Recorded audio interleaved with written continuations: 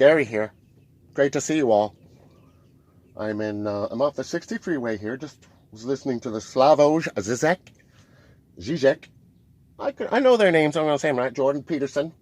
And I wanted to just, this is going to be me destroying Peterson in about a few minutes. Because I don't know if Slavoj, I'm not exactly sure what Slavoj, what exactly he's advocating for precisely. It doesn't seem like what he's saying is very radical, but what Jordan Peterson's saying, however, is very specific. He used the term free market capitalism, what is free market capitalism? The free market capitalism is the wolf has all the money, and he's allowed to eat sheep after sheep, after sheep after sheep, and the cop stands behind the wolf, ready to shoot the sheep at any moment, and then the sheep can't even, graze on that land without the sheep have to pay that guy who's shearing them constantly. And then that guy in the free market system doesn't want that cop to apply to him. So the authority that supposedly comes from the sheep that gives the cop his authority to regulate the sheep democratically doesn't apply to the free market capitalist. He gets to, and he doesn't, here's the big kicker, he doesn't want to pay the cop. The cop only works for him. Who's the cop? The shepherd. The shepherd? The cop is the shepherd, the good shepherd. So really, if you have free market capitalism, we're just collecting. I mean, that's why they both seem to agree, capitalism works great as far as a method of being able to produce a lot of stuff. And we do need, at some point, we need stuff. Of course, didn't get to the central paradox of capitalism, which if it's producing all this stuff and then it doesn't benefit anybody but a few, but it supposedly benefits them, in this ridiculous way with all this extra, cash that can't be used. It just can't be used for anything. You just wouldn't have enough time to, even if you own the stuff, you would just be able to experience owning it. And somebody could tell you, you own this castle over here. Oh, really? I don't have time. I'm in this castle. You can only be in one castle at one time, or one helicopter helipad.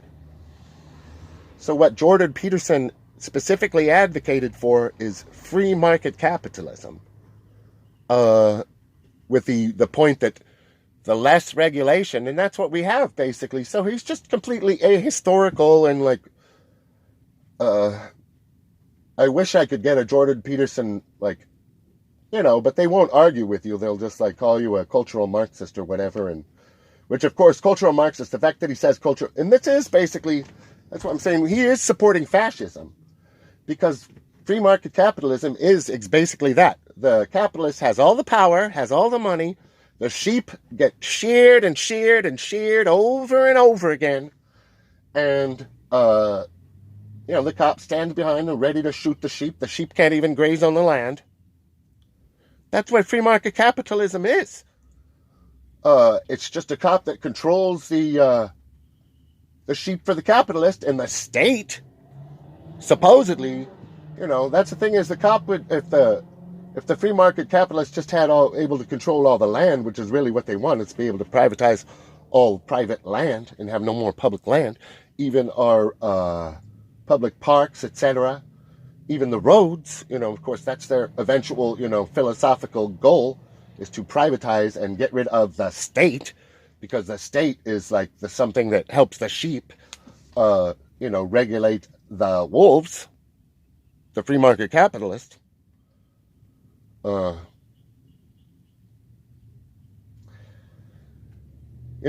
that is their goal. That's their fully stated goal.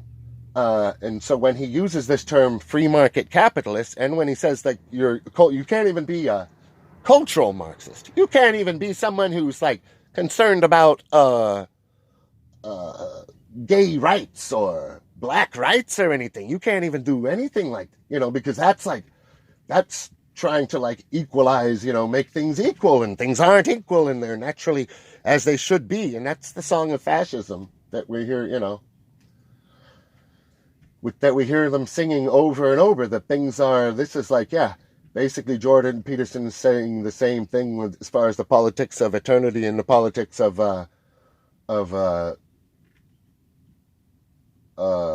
inevitability, is that, yeah, capitalism, this is the best thing we have. And there's no way that we can collectively do anything to change the path. There's just no way we can make decisions like other than allowing this small group of elites who has this special understanding and ability that we don't have or understand. And that's the only way we can get anything done. Have I destroyed Peterson yet? I mean, if you can't see that he's like this crypto fascist, he has taken Coke money. He's just like, this is his philosophy. He said it was free market capitalism he believed in. He said it. So if he believes, he just calls it free market because that's like the most innocuous term for fascism. But what that means is the sheep are unable to collectively get their own cop and regulate the wolf. That's what free market capitalism is. Because that would be two sheeps or a gang of sheeps. That would be mob justice of the mob of sheep simply, ganging up on the wolf who keeps like shearing them, and like once in a while, oh, thanks for the sheep, thanks for the little lamb. So we have to like make this bargain with power. We just have to like, history's over, and just like do the best you can. Clean up your own room, which I don't want to show you what the little room I'm sitting in. I'm going to clean it too. But clean up your room before you go out and wave paper on sticks, because none of it's possible. You hear, that's the thing, is you hear the same song over and over. That's why I heard like I was saying Russell Brand, this is off topic, but I don't know if he's had Slavoj on. And really, and now it makes me interested in Zizek. Zizek, is like he a real leftist, or what's his deal? He seems like, I'm not sure. But we know what Jordan Peterson is. He said it. He believes that, that the state should exist just enough to protect the wolf. I think that's pretty clear what his belief is. So, and I don't know why they didn't get down to the paradox of capitalism. He even used the term, I mean, obviously you could pick it apart bit by bit if you have a knowledge of any, like, pay attention to what's going on. Like, Peterson is like just unbelievably weak in his defense. It's just amazing that he just projects the amount of confidence that he does and is able to use all such fancy words and, get along in the academic community somehow, and like even have a conversation with someone like Zizek. And why like Zizek is somehow he like manages to divert him, I don't get it, because it's like obviously he's saying like, oh, capitalism is obviously it's not working perfectly, and then he uses the word free market. So I mean, let's get down to it. What do you suggest, Dr. Peterson, we do to regulate that free market?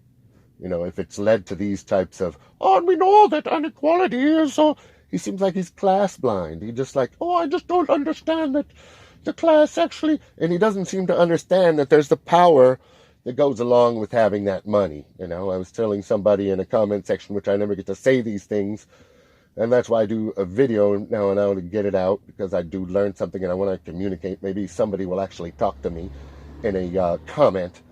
How Bezos is raising the raising parent, his grandfather, who was involved whatever in his life as a child, was the head of DARPA. So really, like someone like Bezos, who uses the U.S. Post Office to deliver Amazon stuff, and someone like Gates, these people who are like connected in terms of like the military-industrial complex, in terms of like computers are like we're a military project, and all these little things that made up the iPhone that Steve Jobs supposedly invented and added all this value to and became a multi-billionaire, and all these people became these multi-billionaires. All this stuff was funded by, like public monies. And the whole point of the whole rationalization for funding them, this is kind of like the Keynesian rationalization, is to be able to use the government, government investment, and that's what happened. The government invested, or maybe like did like special loans or shit or whatever, because these people know how to take advantage of all that special loan shit. I mean, they're insiders in the financial system who are linked up to with insiders to the tech system. This is obvious crony capitalism. And so they know how to take advantage of all the government programs. I mean, literally, like the internet and the tech thing and everything. And like, if you look around all the infrastructure and everything, that's still like all their major profit centers, and the military industrial complex itself is obviously their way of manipulating and using the government. And then when the government comes back and says, well, you have to like fund the government because the government created all this stuff, and you're going to have to like pay for, even if someone doesn't have a job, well, you might have to pay for something. Then they're like, oh no. And they literally have this where it's like winner take all philosophy, where like the richest nation in literally the history of the world can't afford, basic shit like, clean water or whatever, like even the stupidest nations, I should go into, I'm still working on, as far as if you're interested in hearing, because maybe I'll get like 3 or 4 viewers who have actually contacts I've made. So I am still thinking about doing an article for Medium about how conspiracies led Jimmy Dore and someone who around me, I've been talking to, I've been like over commenting and like did a thing for the Natural Progressive, how they basically led them to a form of, the politics of eternity. The feeling that, even like the most, like now, like Jimmy doesn't trust, he'll like talk about, I don't want to get too much in the article in this, I want to end this one because this was about the Slavoj and the Peterson, and I'll go ahead and I'll think through before I talk about this other project that I'm thinking about, just formulating it together, because it's a pretty complicated like think piece, which I never use that word in my head or in language for a long time, but it does require what I'm talking about is how the world of conspiracies, like the idea that Building 7, which is pretty easily to explain in my opinion, if you look into the evidence of Building 7, there's really no need to have like huge questions about what happened there, how that and that whole world, and how Jimmy was still tied to that world, which was so, that conspiracy world, which like what happened eventually was it had like a cult-like effect of just like you can't talk to a Trump supporter. Now you couldn't talk to Jimmy Dore because you were like pushing Russiagate, which I learned a fucking shitload more about like Russiagate than Jimmy did in the process of like debunking, I could get into that. That's why it's so complicated to write the whole fucking article, or even do an article, or even do like turned into 13 fucking minutes here, which great. We got some fucking content. Please leave a like. I was going to do a song too, like, okay, let me see if I can do just a little bit of the song that I was...